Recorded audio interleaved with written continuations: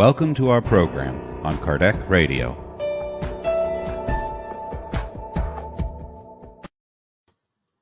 Welcome, dear friends, to Kardec Radio. Here we are, nourishing our souls, also at the Spiritist Society of Virginia. Our team is here, Paloma and Luciana, while Carol and Daisy are in the other channel of our YouTube Kardec Radio and the Spiritist Society of Virginia's Facebook page, where the children will be delighted with a new series of lessons based on Ben Franklin's 13 virtues. And amongst them, one of them, cleanliness, we're going to study here tonight with the adults as well. But before we begin, Paloma is going to read for us a message, right, Paloma? That's right. And today the message is from the book, The Way, the Truth, and the Life, by Emmanuel through Chico Xavier. And it's chapter 43, titled Advice. In the law, Moses commanded us that such women must be stoned. What do you say about it? The spirit of bad faith often approached the master with certain questions, hoping for answers that would make him look foolish. However, Jesus' word was always strong, incontestable, and full of divine wisdom. We make reference to this fact in order to invite the disciple to consult the wisdom, manners, and example of the Master at all times. Jesus' teachings and actions are ready lessons for all of life's questions. People often spend a lot of money on professional advice. The advice of attorneys, for instance, sometimes comes at the cost of bitter sacrifice. Jesus, however, gives profound and decisive advice for free. All the soul has to do is ask for it in an attitude of prayer, balance, and quietude. The Master will speak to it through the good news of redemption. Unexpected cases and problems frequently come up that are difficult to solve. Obviously, people know what traditions and customs would advise them to do, but it is essential for the disciple of the gospel to ask in the sanctuary of the heart, "But you, O Master, what do you say about it?" The answer will be given without delay as a divine light in the great silence. All right. So this is an invitation for us to pray together, to prepare ourselves. Let us prepare ourselves to attune with our very personal spirit guides, the spirit protectors. Open the door of our homes, because now the Spiritist Center is in our homes. And in this togetherness, we form a current. To form a current, we need to be on the same page in our prayer. And personal petitions now are not the best thing to do, because we need to form this current, really operate at our best. So how do we do it? Follow thought by thought, word by word, feeling together in this prayer. Okay, friends? So here we go.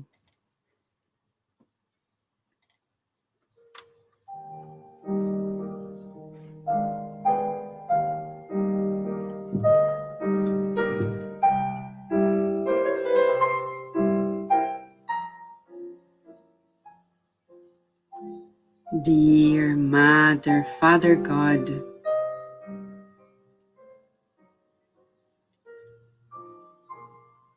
we are so distracted on earth. We spend our days contemplating and aiming at passing goals, ephemeral, and then a short life of less than 100 years is almost lost as the spirits recount. For we justified the waste of our time and resources. But tonight, we no longer want to be distracted. We no longer want to dispose of the precious time you've given us and the resources that are precious. We want to attune with you to make better use of time, resources, benefiting from this quick internship in matter, our reincarnation. We would like to raise our thoughts to those who came before us, especially the benefactors of humanity, and express our gratitude to them for their service, for their time, for their awareness. We would like to kindly ask you, dear God, to use us so you multiply our wishes of wellness in healing baskets that shall be delivered to those who are in greater need than ourselves, especially mothers who have just given birth and they are newborns to that precious beginning that we usually pay little attention.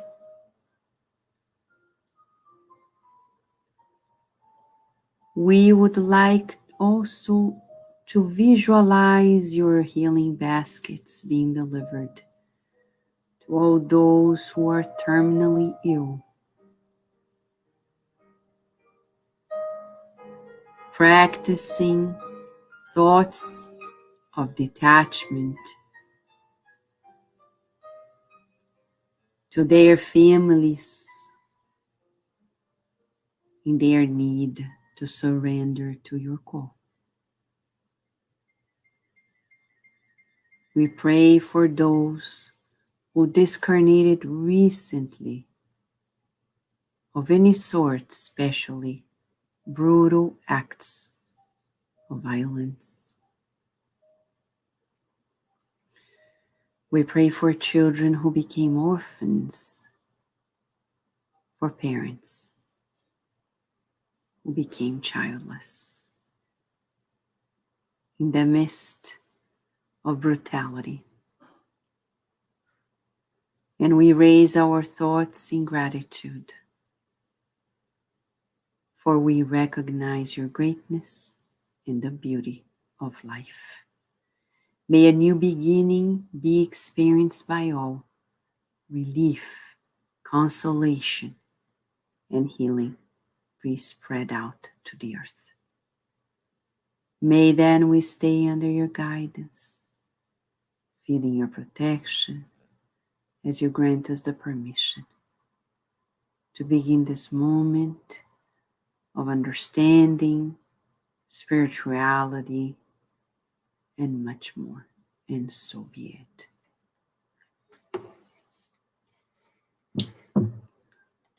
All right, today we have a mission.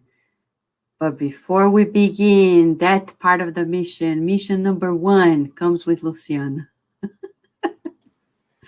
Right, Luciana? Right. Hi, friends. So as we are doing the study of the Kardec's book, the Spirit's book, it's important for us to study ourselves this precious, this tool that we have in hand and in English. And as we are continuing to do the study of the virtues and vices, part 3, chapter 12. And today we're going to study question 901. And it's very important for us to see how Kardec and all the books that we read in Spiritism, how all the question, all the teachings come very close to us. Those are things that was made to make it easy for us to comprehend, to understand, and to continue our journey as we want to become a more elevated spirit. So all those books that we have in hand now is to help us and guide us. So in the question 901, Kardec starts giving an example that is very common to us. And he starts, there was two miserly men. One denies himself the necessaries of life and dies of want in the midst of his treasure. The other is stingily in regards to the others, but is lavish in his outlay for himself, and while he is coiled from making the smallest sacrifice to render a service to his neighbor or to subserve a noble cause. Is regard less of expense in the gratification of his taste or passion. If a kindness is asked of him, he is always short of funds, but for the sanctifying of any fancy of his own, he has always plenty of money. So here comes the question. Which of them is the more guilty of the two, and which of them will be the worst off in the spirit world? And as we know, friends, this situation might come to us, right? We can see, maybe we experience the same. Maybe we are the ones collecting this treasure and not sharing with our brothers and sisters. We can see different scenarios in our family, with ourselves. But here, Kardec comes with a great answer to help us to proceed in life. He who is spent on his own enjoyment for he is more selfish than the miserly. Sorry, guys. The other is already undergoing a part of his punishment. So again, remember, we need to bring to us that everything that we have, everything that God provides to us is not ours. Not even time is ours. Nothing is ours. We are just being on the planet, being lent everything. So everything that was provided to us, we also need to share. And as we've been studying those questions from before, we know that we need to do the good to others. So here, this answer is a clear answer that we need to get rid of the selfishness. All the things that we only do for us, we need to analyze and see how we can change and help others more than only be thinking about us and our family.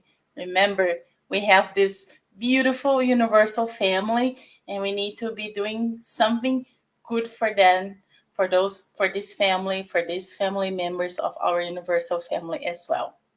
So that's it for today, and let's continue with the other study.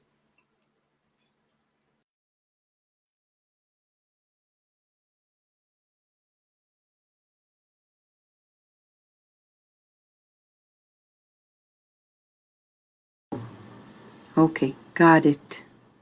The sound. Mamma mia, always the sound. So, today we are going to be talking about a topic that Benjamin Franklin, when he lined up 13 virtues list for him, he said he wanted to be a little more clean, That's his word. Yeah. But, you know, there's a context, of course. And it's beautiful to see the humility. I know he also wrote about humility and how he needed to practice more humility.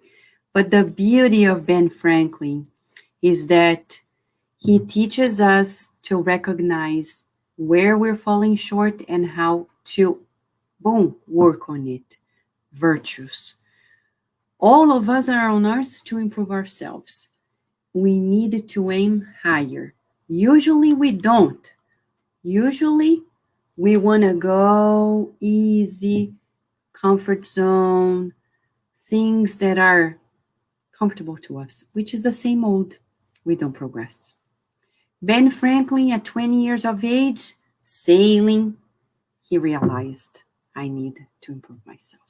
For whatever reason, you can read his autobiography, but get to know he's already a spirit of the highest order on earth.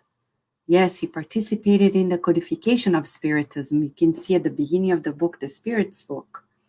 But we're going to get to know that he was already ahead of humanity. And he lined up 13 virtues for him. He said, you know, these are the things I need to work upon to be better. One of them was to be cleaner, to be neater. What about us? We usually say, I'm so spiritual, but I don't like to take a shower. Oh, I didn't know to be spiritual, I need to take a shower. Well, we can discuss about it, the philosophy of being spiritual. But you know what we're talking about. We're talking about evolving, progressing.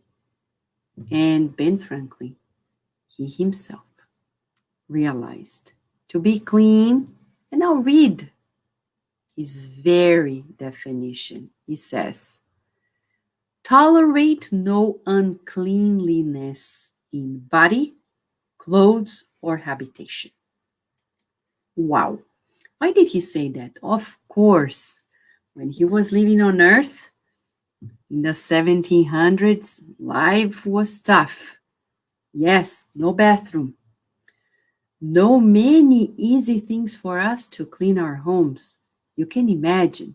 No washer, no dryer, no many things. Not all these beautiful, wonderful products that we use that kind of almost kill ourselves besides killing the bacteria, right? It's true. But at Ben Franklin, no, people were not. If you read a book that, forgive me for not recalling the author, it was a historian who wrote the book about John Adams, the same author. And he talks about George Washington, mentioning that one of the first measures in George Washington's presidency, our first president in the United States, was to talk about not peeing and throwing pee over the windows, and thus imagine the mess in the streets, which was pretty common at the time.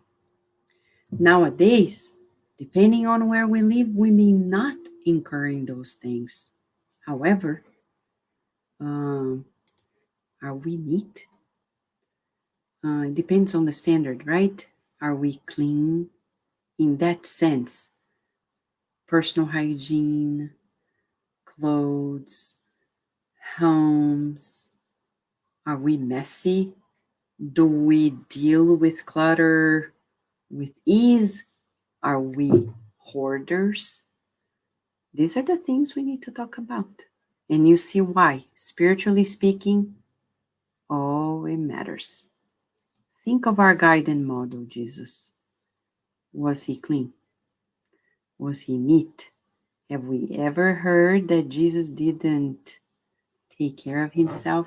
Have we ever heard of Jesus not participating into the general movement of helping organize things orderly? Questions for us, right? So let us then move to a few ideas here, and You are welcome to share your thoughts here in our chat and dialogue with us, okay? So when we talk about tidying up and spirituality, where are we? We need to ask ourselves where we are before anything else. But if we go to the extreme, let us talk a little bit about a story that is in this book. This book is in Spanish, not in English yet. The book is already available in Portuguese. Hechos que Proíben by Amália Domingos Soler has so many beautiful stories on reincarnation, intriguing ones. And it has a story on that you read in Portuguese, Reencarnação e Vida. If you want to watch the program we did at Kardec Radio, only 15 stories of those, you can go to YouTube or Facebook page at Kardec Radio and find the list, the playlist, 15 cases of previous lives. It's very interesting. One of the cases, and I'll summarize it, is of a man who was a homeless. He was a homeless. He was always begging. He was a beggar. And one day, he dies. And people find out that he actually accumulated a lot of money. All the money that he acquired, he kept it, didn't spend it, and it was in all the news. And people were like, oh my gosh, why? And Amália Domingos Soler was asking, why? Why? Instead of using it, sharing it, investing it, he was just keeping it, accumulating. And the story of this beggar tells us that in previous lives, there were moments in which he actually spent money like he had all the money of the world. People suffered. It's just a teaser because you can listen to one of the cases at Kardec Radio, the 15 cases, the case of the beggar. This is just a teaser to tell us that there is a previous life involved. There is an emotional trauma involved. There is an inner conflict, which we call existential conflict, involved as well. Does that justify our hoarding habits, our clutters, our lack of hygiene? Yes and no. It makes us understand, but actually justify? No. If we go a little bit deeper to understand what we mean by clutter, by the definition, clutter is about a crowded, confused mess or collection. It's when we collect newspapers and magazines and we keep it there and we say, no, it's important, maybe important one day, maybe I'm going to use one day. And people who start literally accumulating to the point that one day, from clutter to hoarding. Hoarding, which is already considered a mental illness. What is hoarding? It's this compulsion to continually accumulate a variety of items that are often considered useless or worthless by others, followed by an inability to discard the items without great distress. So it's when somebody finds a little bit of piece of paper and say, oh, but that's from a candy that I love. I don't want to throw it away. Then we keep it. But hoarding can become so severe that they say there are categories of clutter that will turn into this hoarding mess. So there are 5 levels, and in these 5 levels, as you can briefly see here in this table, it goes from level 1 when you have light amounts of clutter and no noticeable odors, to all doors and stairways that are accessible, to find pet waste on the floor, or evidence of household bugs, rodents, overflowing garbage cans, dirty food preparation services, at least one unusable bathroom or bedroom, overflowing garbage cans, odors throughout the house, no clean dishes or utensils, bugs, as we mentioned, more than one blocked exit, at least 4 too many pets per local regulations, noticeable human feces, rotting food on surfaces and inside a non-working refrigerator. Level 5. All of this, level 5. So it's this compulsiveness to keeping things, objects, animals, and even trash, regardless of their value, and the difficulty of disposing of things that are a waste. This happens more than we imagine. More than we imagine. In the United States alone, we're going to see that people not only use their homes, but they use their storages. If it's not enough to have a home, you need a storage elsewhere. We understand that sometimes when you're in transition, you need storage, etc. But that's not the case. It's becoming a multi-million industry, this self-storage, when people have, besides their home, storage units somewhere else where they keep other things. And Hollywood has even made movies where people not only keep things, but they keep another life in the storage units. Question to us, how are we going to be healthy, happy, when we accumulate this much? How can it be possible?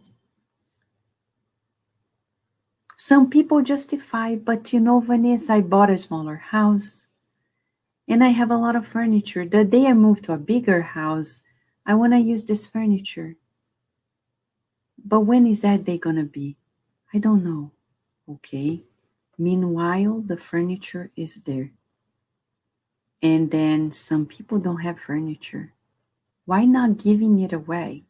And the day you need, you buy another furniture. Oh, but it was expensive. Or I want to keep this because somebody gave it to me, because it's precious to me. And then we start accumulating things or doing like other people. They can't see a promotion or sale going on. They buy it. They don't need to go to store. They buy right off the email. Oh, it's on sale. They buy. It comes to their house. It's delivered. They don't open the package. They don't use it. They just keep it unopened. And then you have a whole room or more than a room in the garage, in other places, holding on to all these things in the name of one day I may use it. One day it may serve a purpose. One day. And then if it's not enough, the habit of people, because things may be so inexpensive, you have a coffee maker. And then one day you found a better one. Instead of giving that away, you put it aside. It's in the garage. No cars in the garage because there's so much stuff. And then we keep the coffee maker. And then another day we find a better coffee maker. There's a third one. And all of them are almost brand new. And we don't give it away. The same happens for cell phones. When you go to the store, change your phone. They say, trade it in. And you say, how much? This much. I better keep it, just in case. And then by the 10th cell phone, those were so outdated. People could have used it. You could have given away to people. But we justify, what if I need it? Then I keep 2, 3, 4, 5. But we pray. We're so spiritual. We pray and we accumulate. Is that a mismatch? Is there a mismatch? When we say we're so spiritual,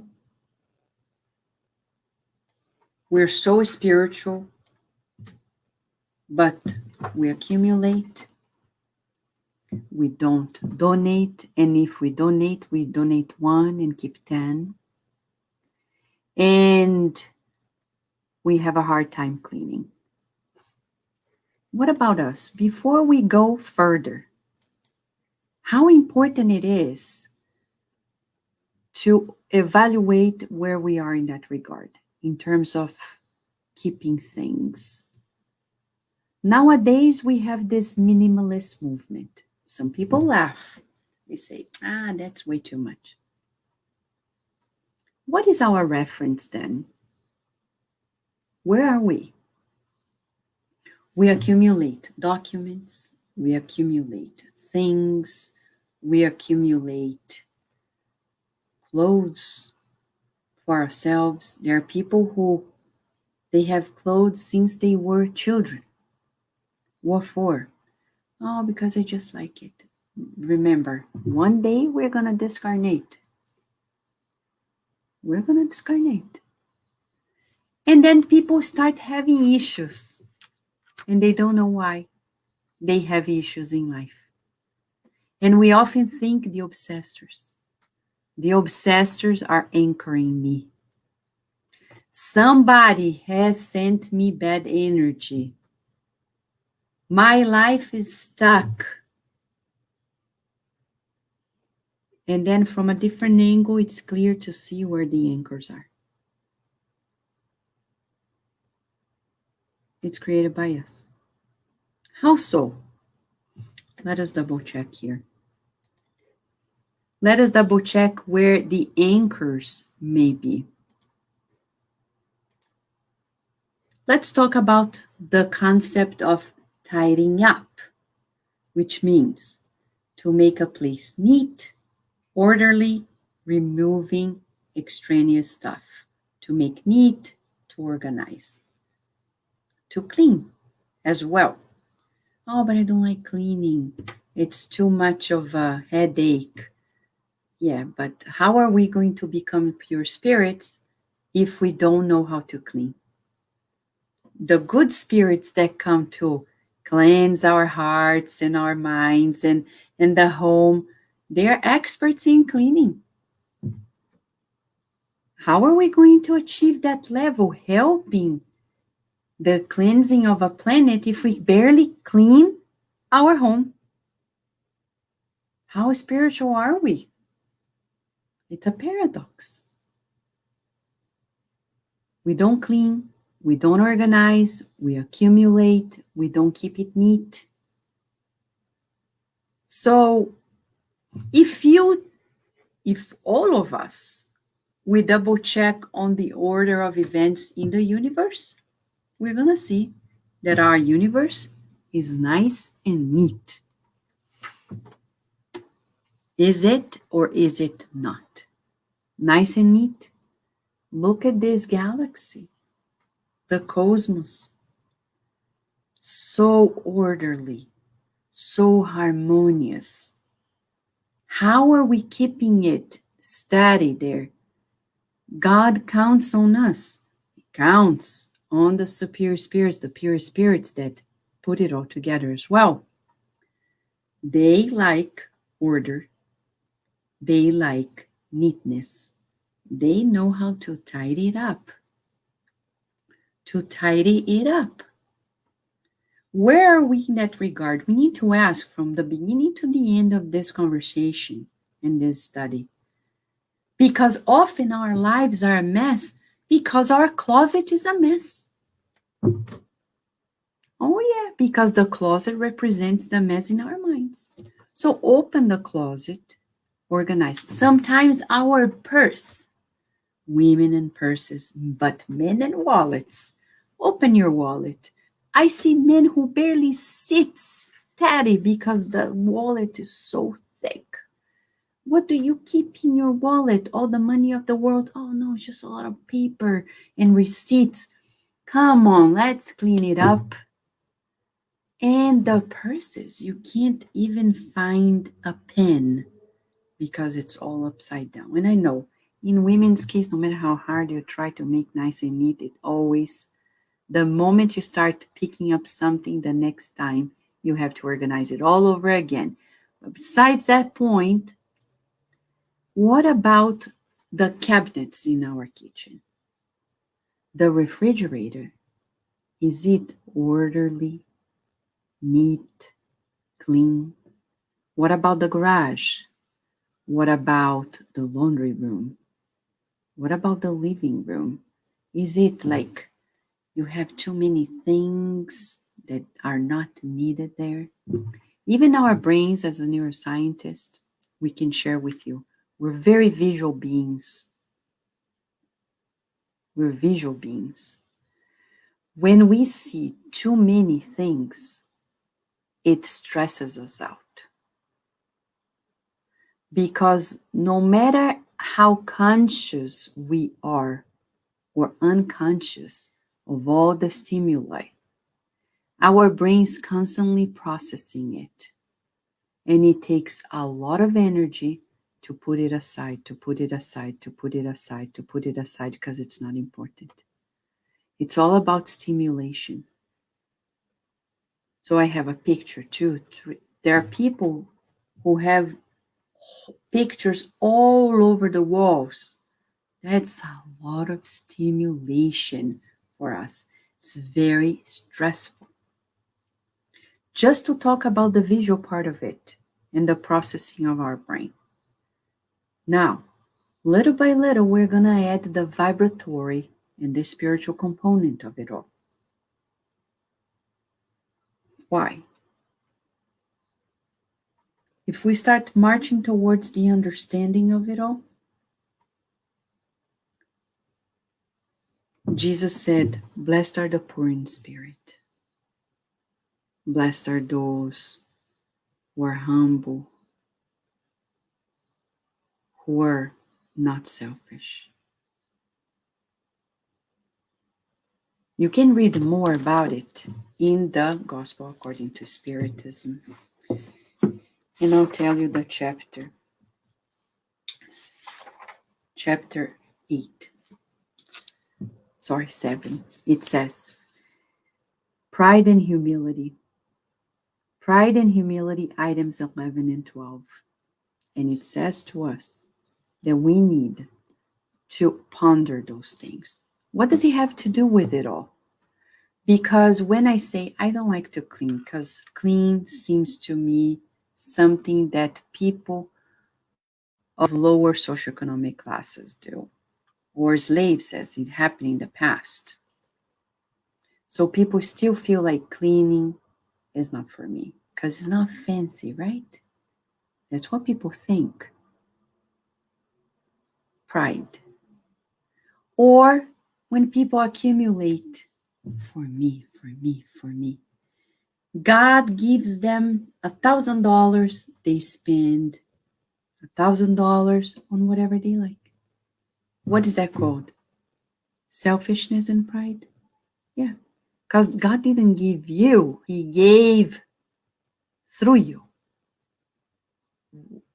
What are you doing? Only using it for yourself? For your petty things? And then you have a house. And then you decide to buy the beach house. While there are people who are homeless. Is this selfishness? Of course it is. But Vanessa, can't I have a beach house? Of course you can. But should you? Maybe not. Why? Because there are people who don't have houses. How can we dare to think so selfishly of ourselves instead of using that money to help people? That's selfishness. But our society justifies. And then I have 1 car, 2 cars, 3 cars. And there are people who even accumulate cars that don't work well. And people justify. I worked hard for it. I deserve it. From a material perspective, you're right. From a spiritual angle, we're wrong. Because these things are not ours. So much so that when we die, we don't carry them with us.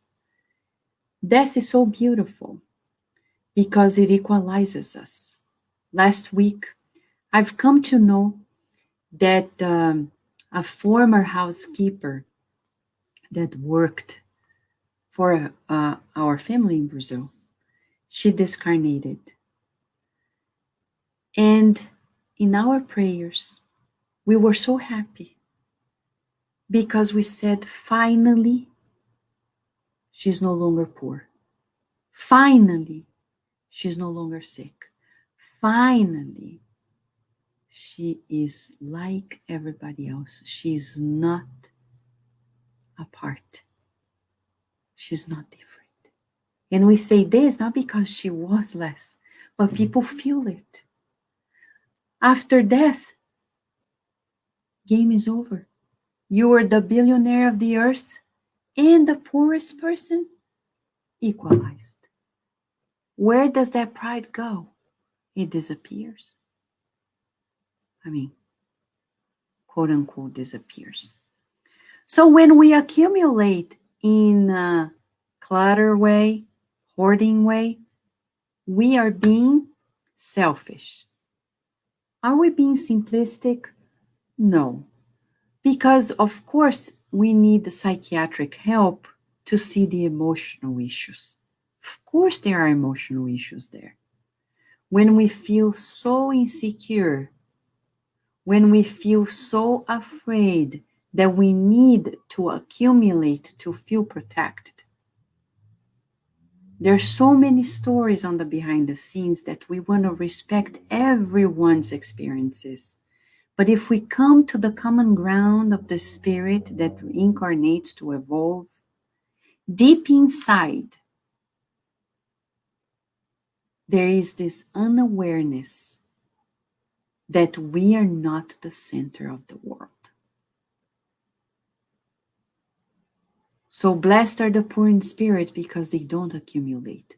Blessed are the poor in spirit because they will reach heaven, as Jesus said. Why? Because they are not going to keep things unnecessarily. They're going to fly high and easy when they discarnate. They're not going to give any headache to anybody in their families, like Chico Xavier. When he discarnated, nobody had to fight for anything. He disposed of everything way before he discarnated, along the way. We've never heard of people like, oh my gosh, Chico Xavier had a house somewhere else and now we don't know who's going to keep it. No, he was very diligent. What about us? We can discarnate overnight. What's going to happen with the things we accumulate?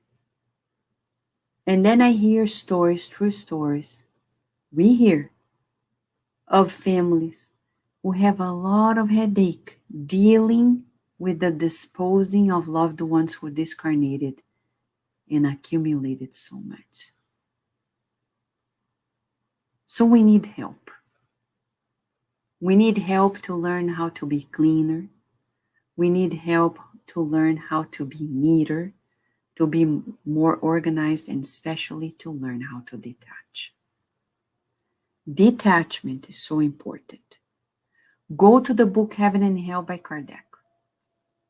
He says that our discarnation is going to be easier depending on the level of attachment and detachment in the material realm. Because then the molecules of our perispirit and the physical body will be so connected, so cohesive, it's going to be hard to discarnate. So the more we detach, the easier the discarnation will be. Before we discarnate, life is going to be much easier when we learn to let go. Look at this book. This book is in English, not published yet. And it's named Voltei by Chico Xavier. The spirit author is Brother Jacob. You can watch the 21 days that we discussed at Kardec Radio. We already did it. It's named 21 Days to Spiritual Awakening. It's the whole book. Since you don't have the Portuguese one, you read, you listen to it, or watch the programs at Kardec Radio.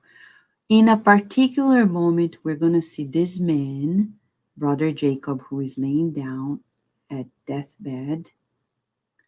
He is discarnating. One of his daughters is coming along to help him out. Dr. Bezerra de Menezes, next to the bookshelf, is there to help out, and other spirit friends. At some point, Dr. Bezerra de Menezes shows this man who used to be a spiritist director, even at the Brazilian Spiritist Federation, shows him what you can see on the nightstand: a pen, a book, eyeglasses, especially the pen. You see, it represents around it a light, and the connection, the fluidic links, the energetic links between the objects and the very person who owns them. And Dr. Bezerra de Menezes mentions to Brother Jacob that some of those things, those attachments, are not helping him to discarnate all too easy. Now imagine how many energetic links you have between you and your things, from a pen to a phone, to a computer, to a bed, to clothes. It's a lot of things. And the more we have, the more connections. Now imagine how anchored we are. And if those objects are not being used, and that's the tricky part, because if you're using them, okay. But if they are not being used, they are true anchors. And then you start being stuck energetically. It's real.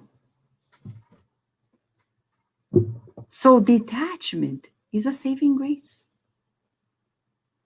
To put it to good use is a saving grace. How many people would give gifts to Chico Xavier? And he wouldn't use them because he didn't need them. He gave them away. Not because he didn't respect people, but because he understood that the law of life is this: you gave it to me, now I dispose however I want it. And I think the best way is to give to somebody else who needs it. For example, a spiritist friend gave him a special copy of the book Paul and Stephen. Paul and Stephen, it was the anniversary of the publication.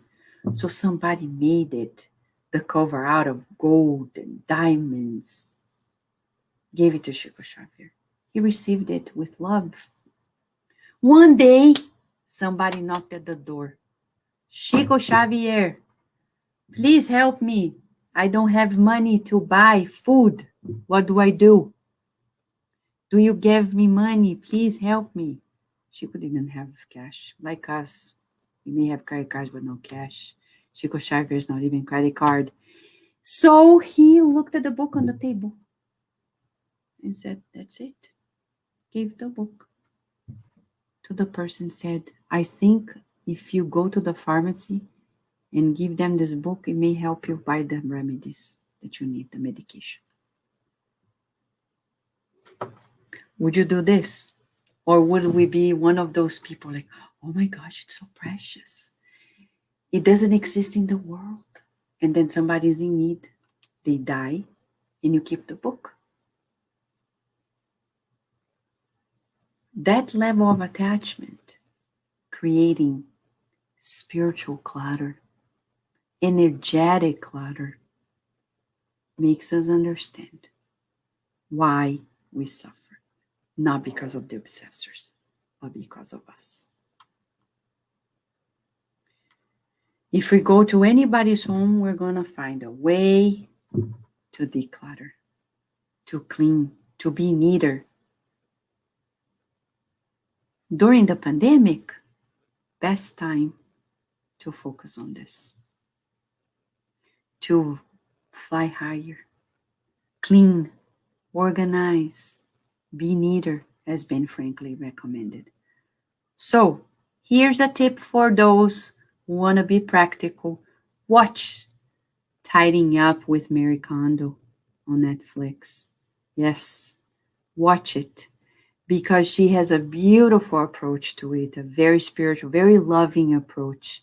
And she asks this question, keep the things that spark joy in you. Sometimes we keep just because, not necessarily because there is joy, but that joy, not the selfish joy, the joy that really justifies the immortal soul. Sometimes there's more joy in giving away that precious pen that we never use than keeping it and never using it. Look at your kitchen cabinets. Maybe there are items there you never cook, you never use. They're non-perishable. Put them together and give them to somebody who likes to cook, or to the food bank, because you're dreaming of cooking that and you never do. Years went by and we don't even know if it hasn't expired. Little things, even medication. We keep medication that is expired. What for? We need to be diligent in keeping things nice and clean, because it's all about the fluidic connections as well. We are responsible for those things that we own. Not the neighbor, not the family member. We are. And we'll be accountable for how we're disposing of it. And if we don't become diligent and something happens and problems come up, like I've seen people discarnate and family members fighting for little belongings, personal belongings. Who is at fault? The person who discarnated as well, because it was theirs and they didn't dispose of it. Is that why we need a living will? Yes. Is that why we need to talk to our family members and friends about the day we die so they know what to do? Yes. What do you do with the books? Give it to the Spiritist Center if they are Spiritist books. All my clothes, donate to a shelter. What about the furniture that I use, the computer? You can give to somebody who really needs it. And the things I need to give to particular people, I put in the living will. It's a lot of work, but we have to do it sooner or later. Because death comes, and sometimes that angel of death doesn't knock at the door asking for a minute. It just comes. So to be diligent in cleaning, in keeping things in order, in being hygienic in our physical body. How many diseases happen because we are not good at our hygiene? The pandemic is telling us that. It's saying, guys, can you guys be a little more hygienic? Of course, this is the message too. We needed to be more conscientious when we eat, wash our hands before, when we are picking up stuff and doing other things. We here may be nice and neat, I don't know, hopefully, but in the world, we are far from it. There are people who go to public restrooms, don't wash their hands before they come back to the table in a restaurant. Yes, they don't. You go to the gym, people go to the restrooms, they don't wash their hands when they come back, and they keep using the very apparatuses that everybody else is going to use. So we still need to tweak a little more our hygiene. Teach our children not about being obsessive compulsive, but being nice and neat, as Benjamin Franklin said. We wash our hands, we brush our teeth, we take care of our clothes, we wash them. How often do you change the linens on your bed? Maybe once a month. Once a month? Mamma mia. Our skin dries out. And it's food for microorganisms. And then we're sleeping on a bed of microorganisms. Ideally, at least once a week, minimum, every 2-3 days. You go out in this pandemic, come back, take a shower, put those clothes too in the laundry room. Why? You never know. Maybe because we are at a specific time when we need to be even cleaner to avoid the spreading of the coronavirus. But besides the pandemic, it's about practicing this feeling of being orderly, neat. Because one day as we evolve as pure spirits, we will need to show this vibration, this clean vibration that is orderly, that is nice and neat, so we can help people organize their vibrations as well. When we talk about organizing vibrations, we're talking about organizing emotions. Clutter within. Now let's talk about the emotional clutter, okay? The emotional clutter inside of us. When we hold grudges, when we hold on to resentment, those things will accumulate and create emotional clutter. And there are people who become wonderful hoarders in terms of their emotions. And then we start accumulating what we associate with. And diseases will be just next door. Unnecessary ones. There are diseases that are inevitable, but there are some that we could have avoided if we're just a little more careful with our emotions, with our thoughts. So, if we could wrap up to the summary of tidying up, it's about cultivating simplicity, which Leonardo da Vinci said is the ultimate sophistication. Tidy it up. Right now, it's not about time to buy anything.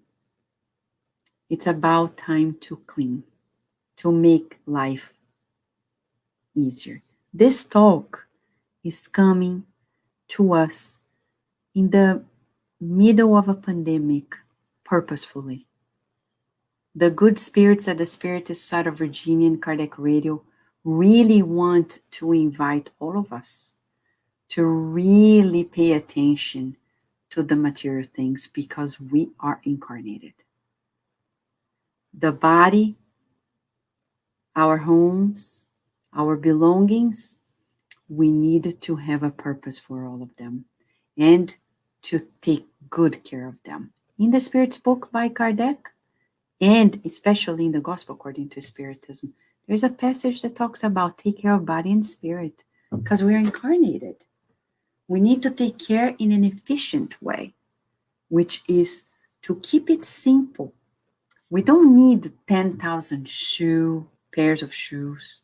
We don't need 10,000 pants and tops and coats because we're just a person. Oh, but Vanessa, unless you're top model, and yet they give you clothes you don't need actually when you go around, right? But for the rest of us, we keep what we need, knowing that one day we won't be here. And if we don't use things, it's a good invitation to give it away with love. And here comes when we remind ourselves of this beautiful approach by Mary Kondo. Okay, Mary Kondo, so beautifully, she says, when you take your things, if you're going to donate, express your gratitude. Express your gratitude. You were happy with it. It was useful for you. Now may it make somebody else happy. But keeping it unused is anchoring energetically. It may be very detrimental to us. There are many diseases that happen because we are not hygienic enough, because we are not orderly enough, because we are energetically super stressed out because of the amount of clutter that we have, the accumulation, which at the end of the day is all about selfishness and pride. Thinking that we deserve, we're entitled to things. It's a hard conversation to have, but people are not pointing fingers. The good spirits are just inviting all of us to live lighter, to be lighter in our daily lives and learn new things, because to become a pure spirit one day, we'll need to be very good experts in cleaning, to help people clean their vibrations. And to clean vibrations, we need to clean our emotions.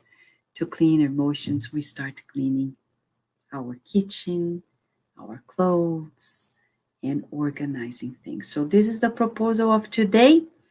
We're going to read for you John DeRosa's words. He says, our magnificent universe could not work if it were not orderly and neat. Learn from the example of God's universe to organize and keep things straight and neat. Be truthful and honest with yourself and give away, sell, or recycle all those things that we have not used for too many days or even years. Treat yourself to that wonderful feeling when you detach that heavy weight of too much stuff depressing your health in oh so many ways.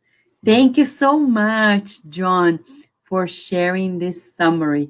And now we bring here our friends for our final discussion on this brief study on the invitation to be nice and neat. Right, Paloma?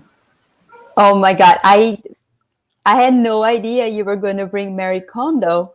And we watched as a family yesterday the first episode, because it is tidying up is about, it's a family effort, right? It's a family effort. So we watched yesterday, and it's so perfect with this talk because it shows the process of tidying up was really about letting go of all the emotions. Like the family had to let go of things they were feeling, and those feelings were connected to the things they were accumulating. right? Like, oh, when I was a child, I loved Christmas. And because I loved Christmas and it reminds me of my mom, now I have rooms of Christmas stuff. There's no other place to sit, but there are nutcrackers everywhere. And we laugh, but the reality is that we got so that in that episode, the person got so attached to that good feeling of Christmas, but then he carried over 30, 40 years of accumulation, right? So it brings to us that in reality is tidying up our emotions. The physical aspect is just a reflection of it. Thank you, Paloma. Right, Luciana. Yes. So this topic always come up in my family. We always talking about I'm the morbid one. Oh, you didn't talk about your will and all the stuff. So now we have some family members that pass away, and then finally people understood me when I keep saying we need to be prepared, we need to organize ourselves. I'm not the most organized person, but I try. And like growing up in Brazil, you can see, like as you were talking, like, oh my gosh, my mom was always keeping the house clean. There was not extra thing, if you need like food and stuff, is always going to the food store and buy exactly what you need. And then when I come here, oh no, we buy sales, we have stuff. So like people accumulate so much stuff. Like, what is this life? Is so different. And then you start bringing this to your life. Oh yeah, I'm gonna have sun and stuff. And then I get to one point that I really had a lot of stuff with tags that I haven't even used. And like, what am I doing? So then like, no, let's give it away. And then it's very interesting when you say like the joy of giving. So sometimes you have that joy of giving something more than if you were keeping. So it's very important for us to do this exercise. I watched this series already. It is great and it's very helpful to us. And then another thing that I want to point it out, when we say the golden rule, do to others what you want others do to you, and it's always come to my mind. I think it was Kardec. One of the spirits books told us the first order is yourself, your body, right? So we need to do the cleaning. That a lot of people tells me like, oh, I shower once a week. Oh my gosh, I can't believe it. We come from a country in Brazil that we shower 2 or 3 times a day, and then they tell me you shower once a week. So the to do this to others first, right? So to you, so you clean your body, then you clean your stuff, and trying to keeping organized. We do accumulate stuff, especially here, but like with the pandemic, is that exercise that we need to be doing, and then prepare ourselves to not be selfish. Like you said, when we pass, when we die, all our things is going to be there holding us. So this is what I'm trying to bring to my family. Let us work together so we don't put pressure on others. It's our responsibility to take care and do what needs to be done right now. Right. Thank you, Luciana. Now, Daisy and Carol, at the beginning of our conversation here, we talked about Ben Franklin and how being clean and orderly was one of the virtues that he recommended for himself. He wanted to practice it more often and become better at it. And I know today, we know you begun a new series of studies with the children. You want to talk about it, please? Yes, it was so beautiful, Vanessa, because we introduced to the children that Ben Franklin helped Kardec with the Spirits book, that he's a spiritist spirit. And he was such an avant-garde of humanity and still is, because he was worried, not worried in a morbid sense, but concerned in a healthy way about being clean and orderly 300 years ago.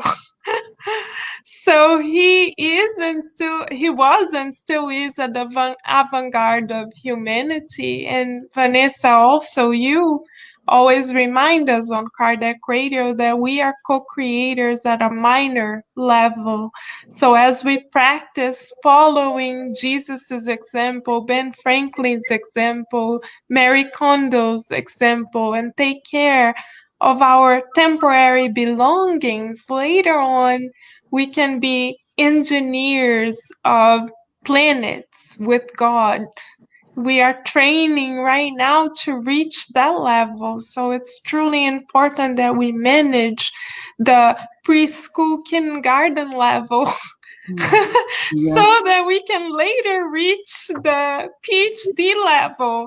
Imagine now, we could imagine now that we are building up those skills, just like children put building blocks together. We are building up those skills, and we are looking forward to being all the more inspired by Ben Franklin, right, Daisy?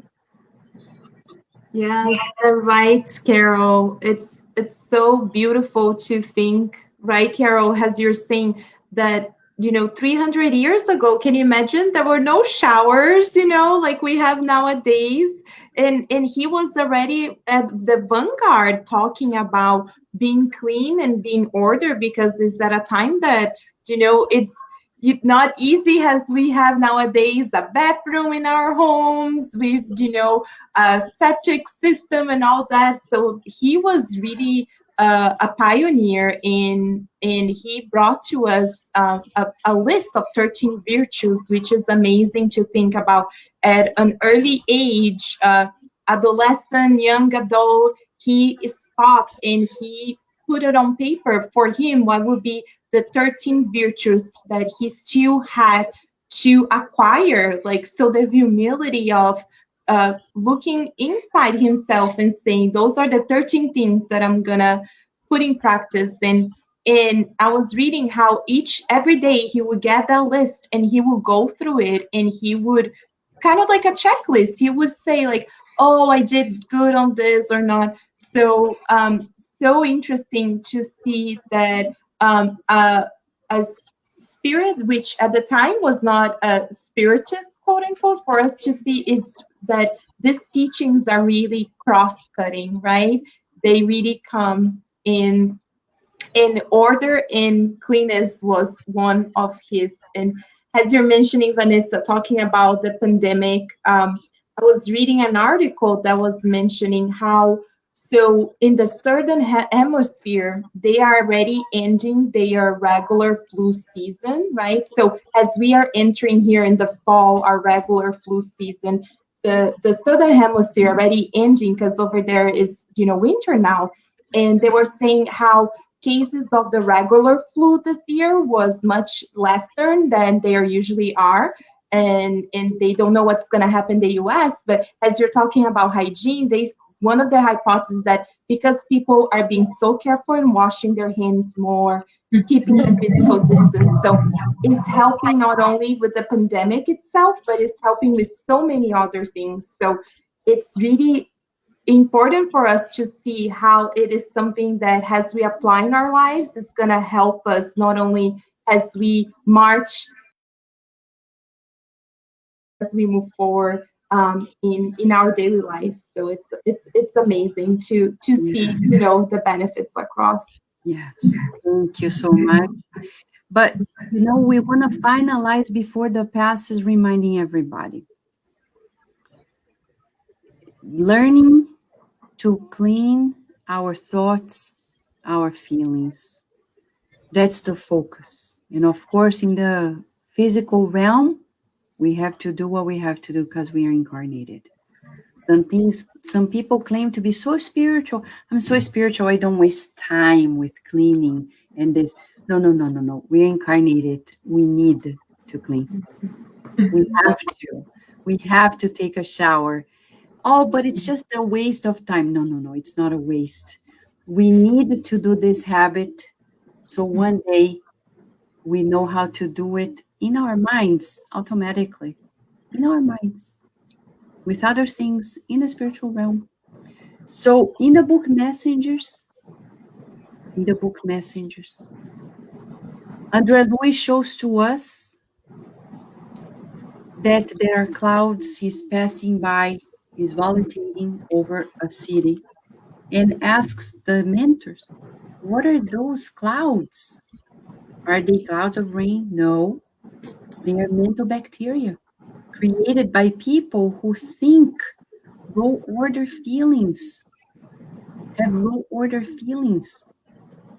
So we also need to think about keeping things nice and neat for other people, or we're polluting as well. We didn't want to make the focus of today, but that's an inevitable take-home message for us, that we need to be responsible for what we co-create. We are co-creating with order, with neatness, as Ben Franklin said. It's part of our evolution. After all, we're all evolving, and this universe is very organized. Talking about the organization of the universe, we're going to invite Paloma to lead us into the passes, followed by the prayer by Luciana, right? Thank you, friends.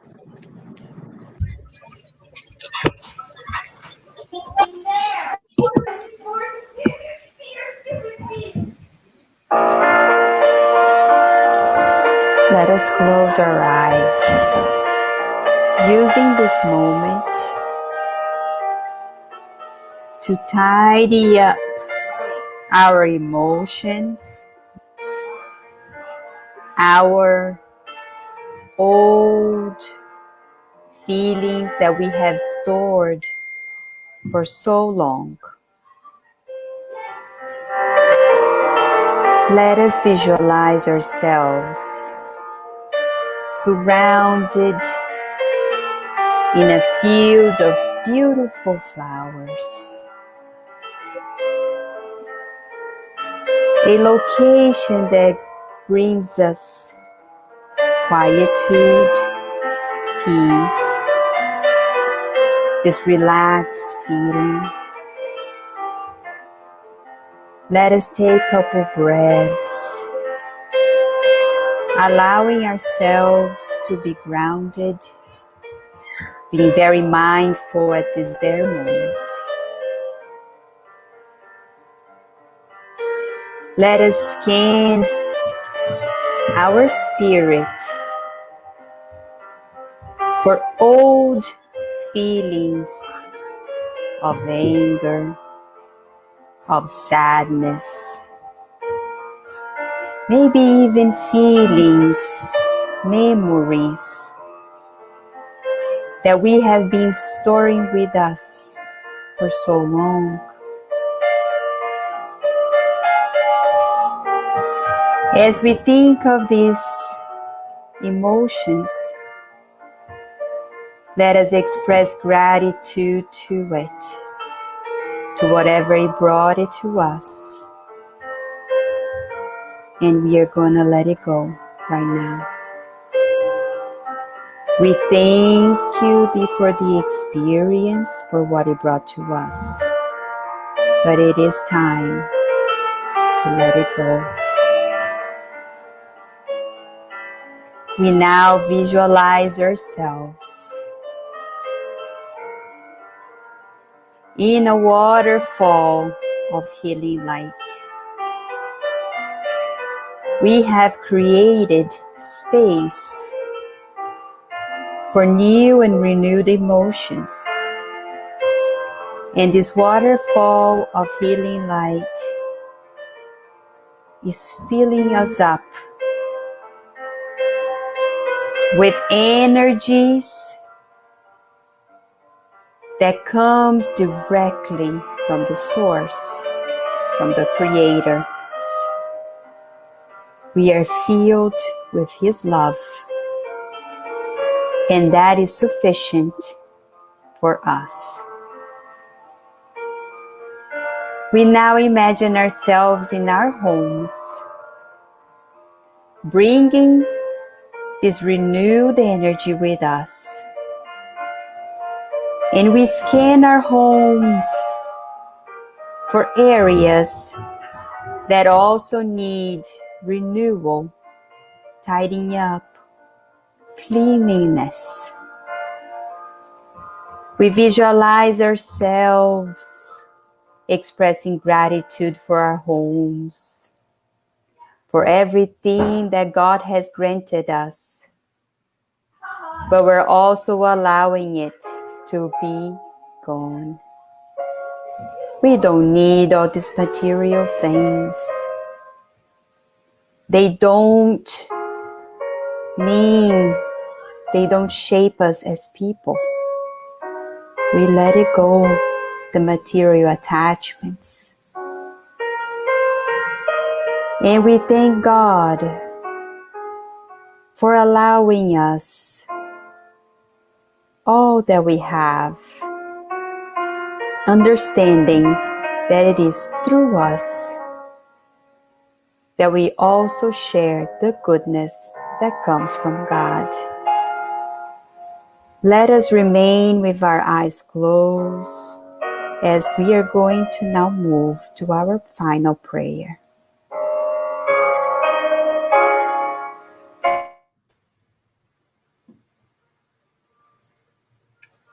So, dear friends, as we receive these blessings of these passes, we come together in gratitude of everything that God provided us in this reincarnation.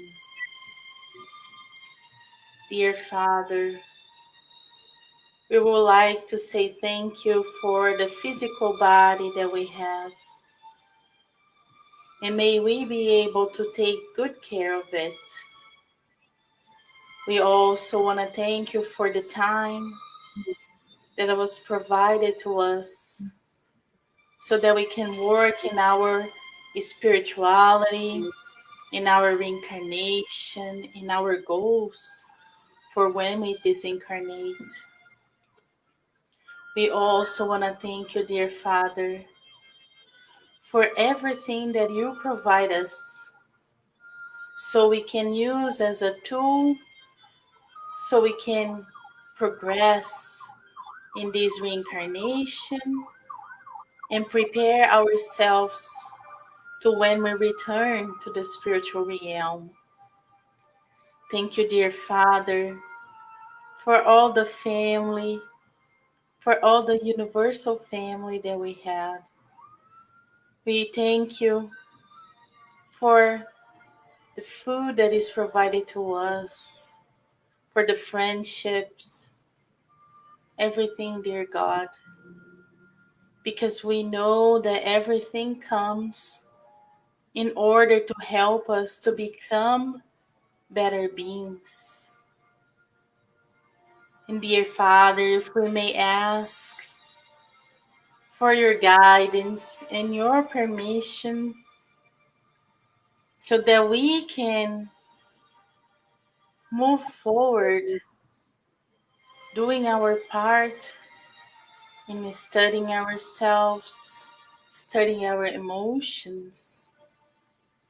May, with the guardian angels and the good spirit that are here, that you open our hearts and mind so that we can learn to become more eternal beings than the physical being. We know it's hard, but we count in the help of the good spirit to guide us through our daily routine, daily activities, so that we keep in mind that everything here is passing and that we are preparing ourselves to be spirit, free spirits, evolved spirits. We thank you so much, dear God, for everything that fall into place for us to be here, together among friends, among family, learning those teachings that will take for our eternal life. Thank you so much for having this center, having those mentors guiding us, guiding this community to a greater goal in life. And we would like to pray for everyone that is sick and ill, those that has no material things. May we touch the heart of those that has so much in sharing with those brothers and sisters. We pray for all the parents, the educators, all children. We pray for the whole universe, that may we progress in the light of your teaching, dear Father. And with your permission, we close this beautiful section of study with the high elevated beings, and so be it. Thank you so much, friends, for being with us.